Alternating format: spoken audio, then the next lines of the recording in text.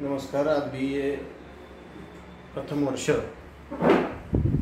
यामध्ये आपण आज लोकप्रशासनाचं महत्त्व काय आहे हे या ठिकाणी प्रामुख्याने जाणून घेणार आहोत. तर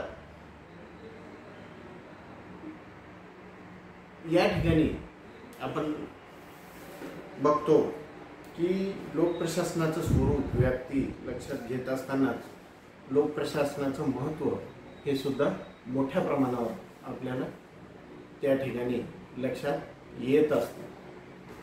आजच्या परिस्थितीमध्ये असं मानण्यात येतं की मानवाच्या जन्मापासून ते मानवाच्या मृत्यूपर्यंत त्याचा सातत्याने संबंध हा लोकप्रशासनाशी येत असतो.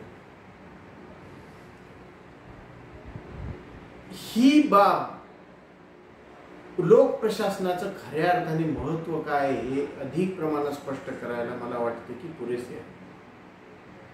त्याचबरोबर जगामध्ये असा कोणताही देश भाग नाही ज्या ठिकाणी लोकप्रशासनाचं अस्तित्व नाही. त्या देशामध्ये शासन व्यवस्था कोणत्याही प्रकारची असो, परंतु लोकप्रशासन ह्याच्यामधच्या वैशिष्ट्यांमध्येही काही बदल असते, परंतु लोकप्रशासनाचं अस्तित्व हे असतंच. कोणतीही व्यवस्था, कोणतीही सार्वजनिक व्यवस्था ही लोकप्रशासनाशिवाय कार्यान्वित होऊ शकत नाही आणि त्यामुळं ह्या बाबी लोकप्रशासनाचं महत्त्व जे आहे मोठ्या प्रमाणावर स्पष्ट करतात. असं म्हणतात की जेव्हापासून माणूस सांघिक जीवन जगू लागला तेव्हापासून लोकप्रशासनाची सुरुवात झाली. म्हणजे थोडक्यात सांगायचं म्हणजे की मानवी संस्कृतीच्या सोबतच लोकप्रशासनाचा उदय झालेला आहे असं मानण्यात येतं. लोकप्रशासनाची ही प्रक्रिया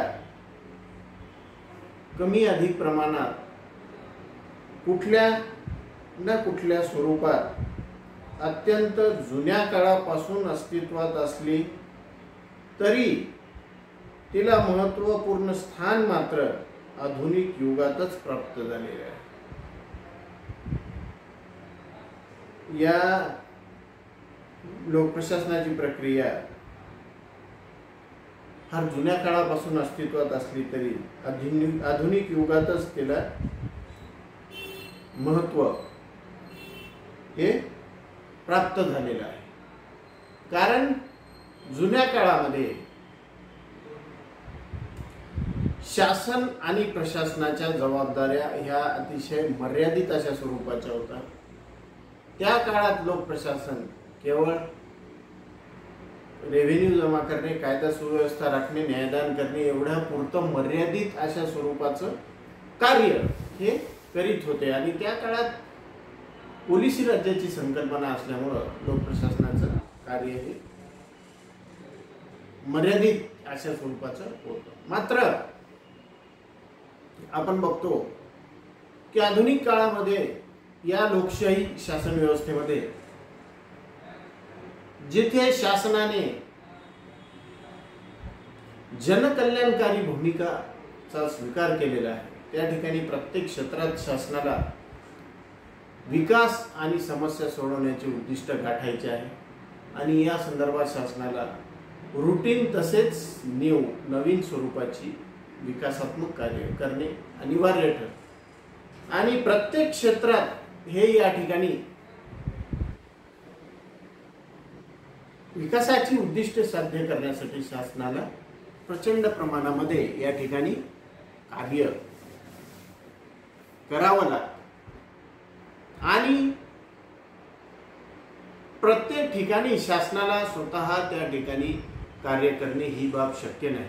त्यामुळे यामध्ये आपण बघतो की लोक प्रशासनाचा मोठ्या प्रमाणावर उपयोग हा होत असतो.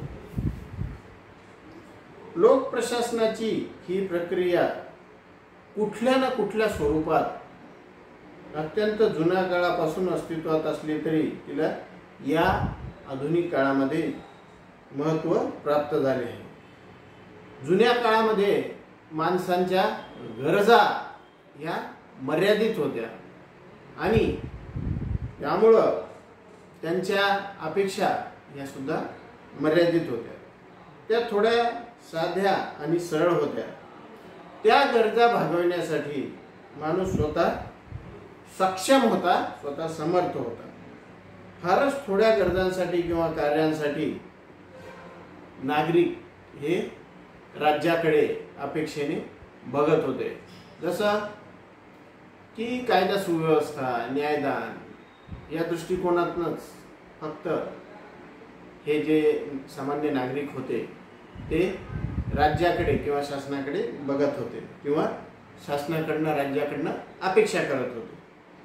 समाजात व्यवस्था प्रस्थापित करणे आणि समाजाची सुरक्षितता अबाधित राखणे यापुरतेच राज्याचे कार्यक्षेत्र हे मर्यादित होते.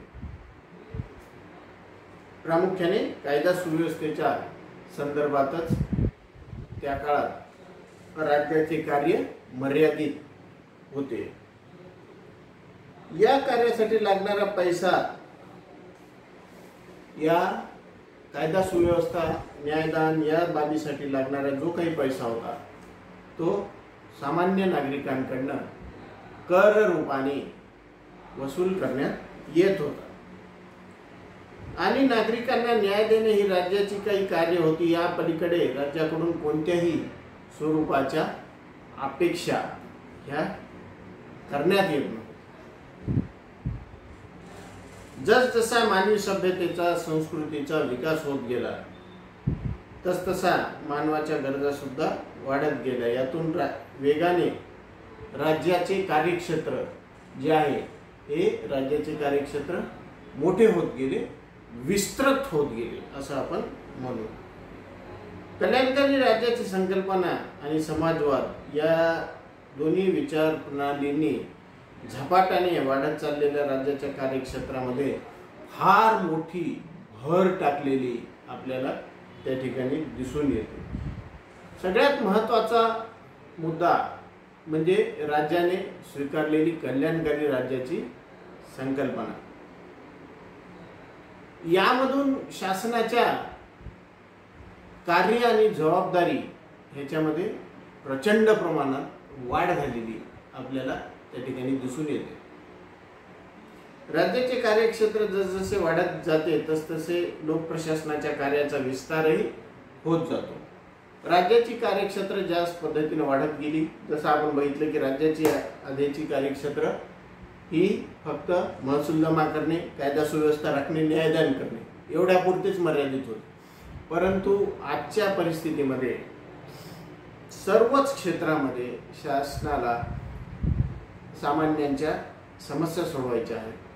सर्वच क्षेत्रामध्ये ठराविक अशा स्वरूपाचे विकासाची उद्दिष्टे गाठायची आहे. मग अशा वेळी या विकासाची उद्दिष्टे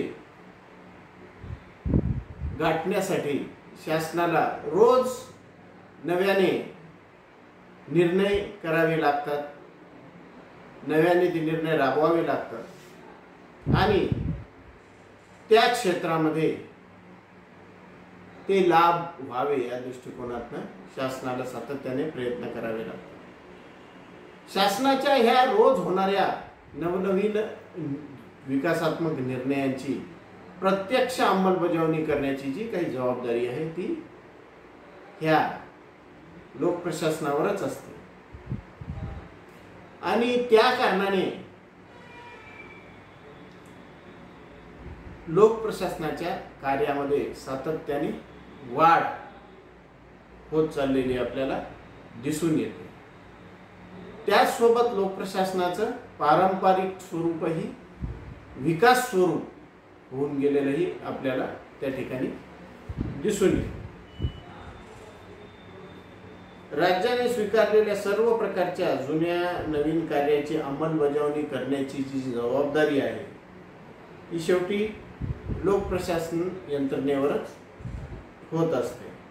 म्हणून आधुनिक राज्याच्या कार्याचा विस्ताराबरोबरच लोकप्रशासनाचे महत्त्वही वाढत चालले आहे. सामान्यतः लोकप्रशासनाचे महत्त्व पारंपरिक व आधुनिक दृष्टिकोनातून तेवढेच उपयुक्त व महत्त्वाचे ठरते. या लोकप्रशासनाच्या महत्त्वामध्ये लोकप्रशासनाचं हे पारंपरिक महत्त्व आणि आधुनिक महत्त्व ह्या बाबी ज्या आहेत हे आपण नेक्स्ट लेक्चरमध्ये बघू.